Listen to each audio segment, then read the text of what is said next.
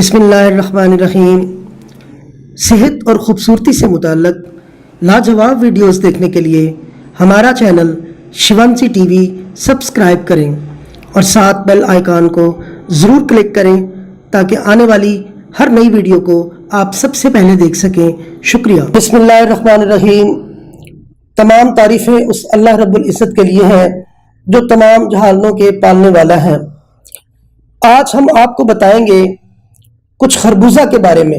جو لوگ خربوزہ کا باقاعدہ استعمال کرتے ہیں ان کا چہرہ داغ دھبوں سے صاف رہتا ہے اور بدن میں خشکی بھی نہیں ہوتی، رگوں اور پٹھوں کی قدرتی لچک رہتی ہے اور بھوک کو بھی تسکین رہتی ہے۔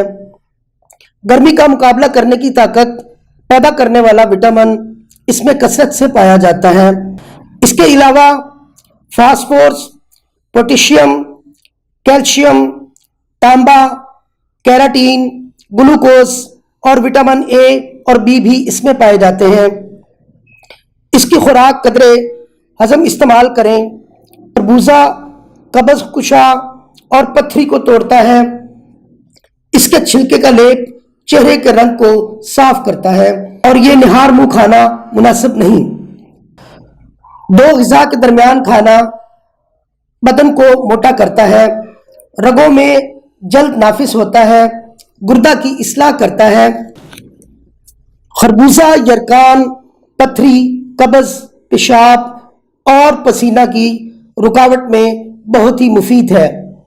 اسے 2 وقت کے کھانوں کے درمیان کھائیں، نہ بالکل نہار منہ اور نہ ہی بھرے پیٹ میں۔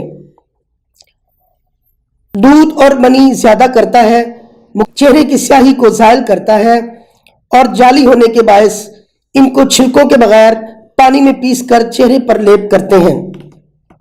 غرضے کے معدہ اور جگر کے لیے خربوزے کا استعمال نعمت سے کم نہیں۔